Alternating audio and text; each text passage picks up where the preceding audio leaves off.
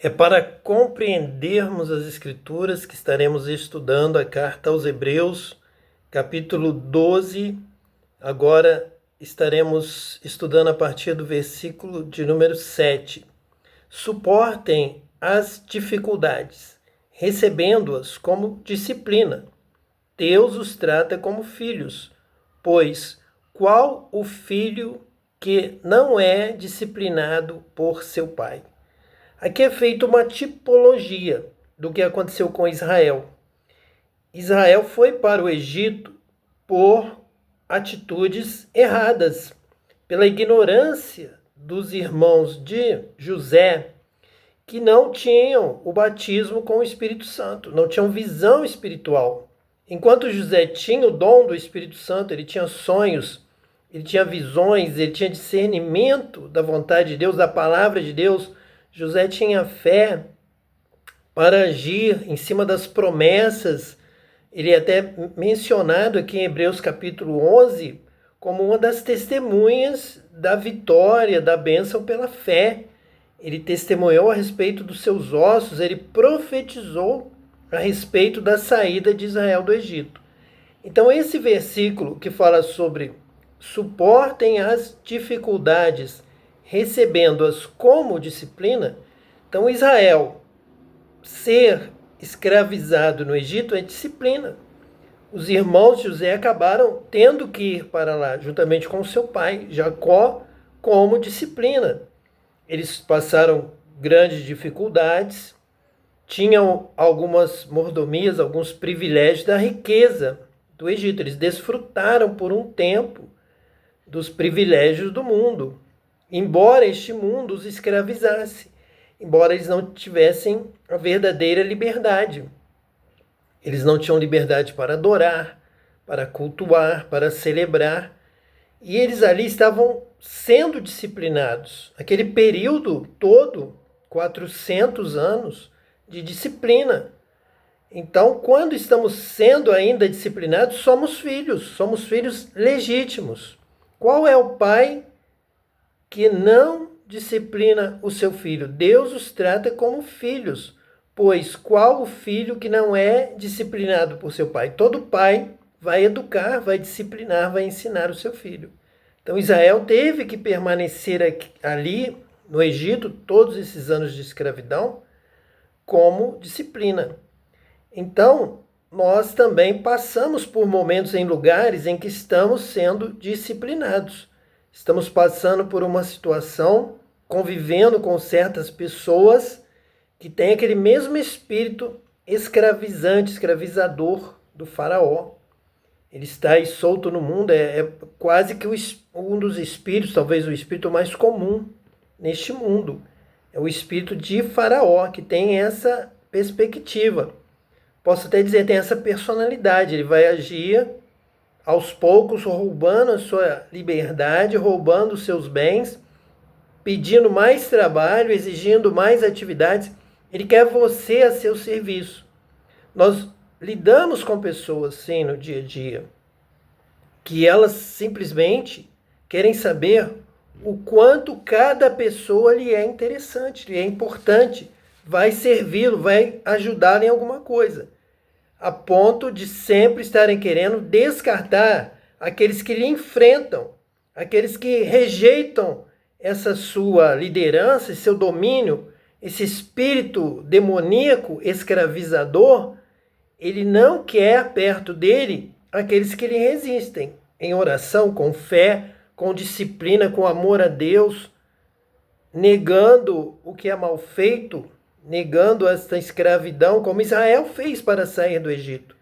Então Faraó se endureceu, se enfureceu com Moisés, com o povo de Israel, porque o povo de Israel resolveu enfrentá-lo. E ele pensava que com os seus benefícios ele compraria o mundo inteiro.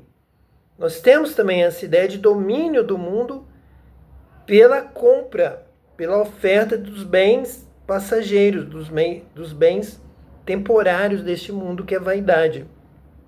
Então ali Israel estava sendo disciplinado.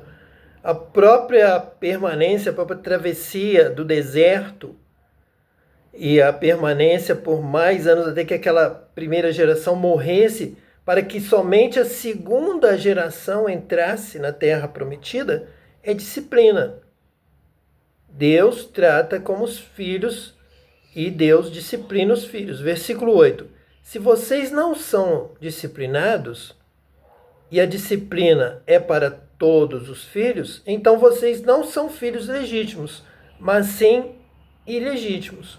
Então aquele período não pode ser um período de acomodação. Você tem que saber que está no lugar errado, você tem que perceber que as pessoas que comandam aquele lugar estão possessas por um espírito de dominação, de controle pelo espírito de Faraó, pelo espírito de Jezabel, por um espírito maligno, como era o Egito. E aquilo é disciplina, é para aprender, é para sair, assim que for dada a oportunidade, você vai sair deste lugar e vai sair melhor. Vai sair com a disciplina, com o aprendizado do filho ao pai, ensinando o filho.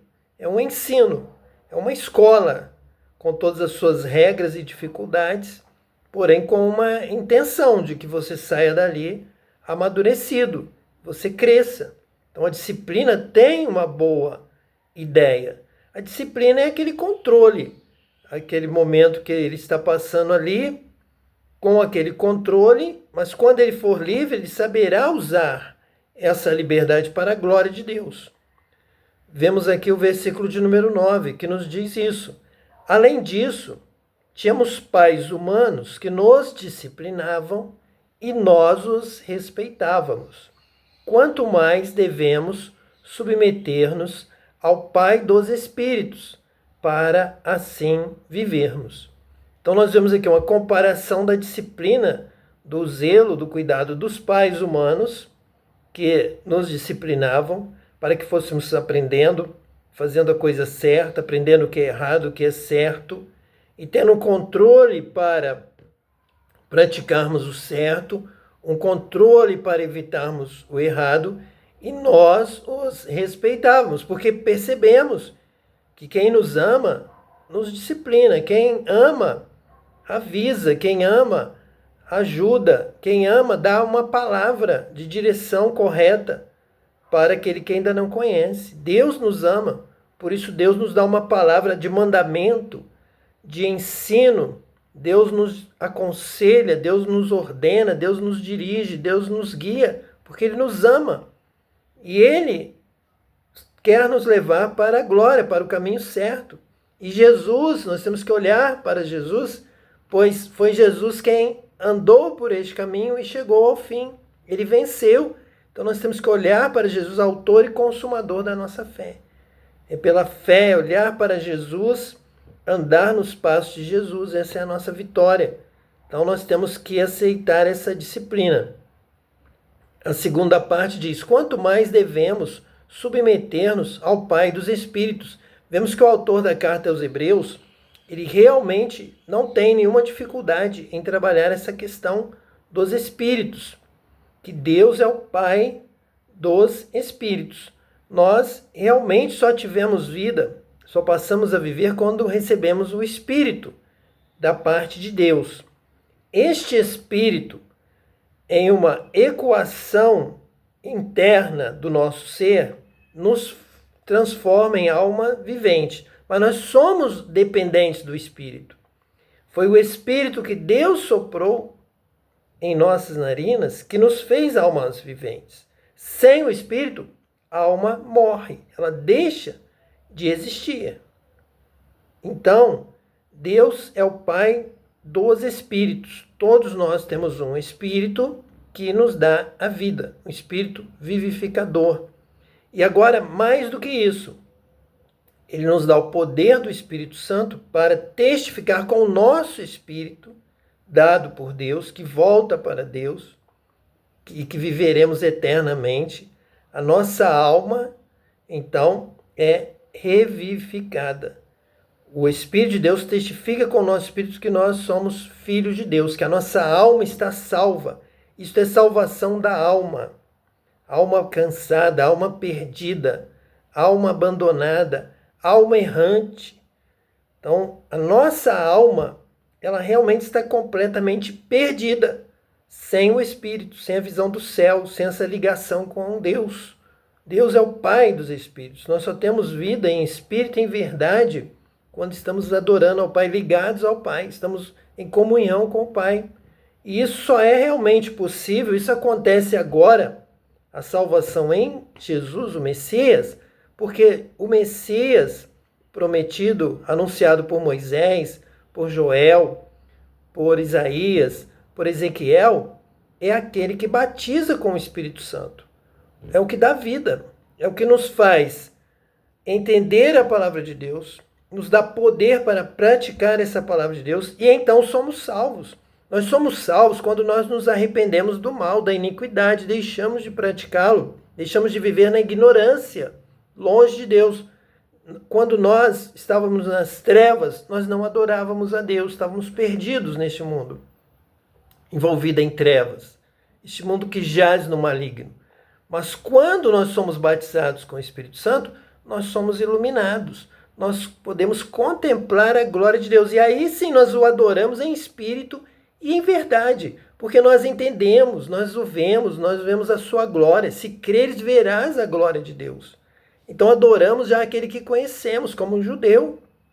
Então somos enxertados ali na videira, somos enxertados na figueira, somos enxertados na árvore, somos enxertados em Israel, somos judeus, que, como Jesus disse ali à mulher samaritana, a salvação vem dos judeus, porque Jesus disse, nós adoramos o que nós conhecemos. Então essa adoração é adoração em espírito e em verdade, é a adoração daquele que é batizado com o Espírito Santo e tem a visão da glória de Deus, conhece a Deus, sabe do que agrada a Deus. É como Abel, é como todos os que Hebreus 11 citou.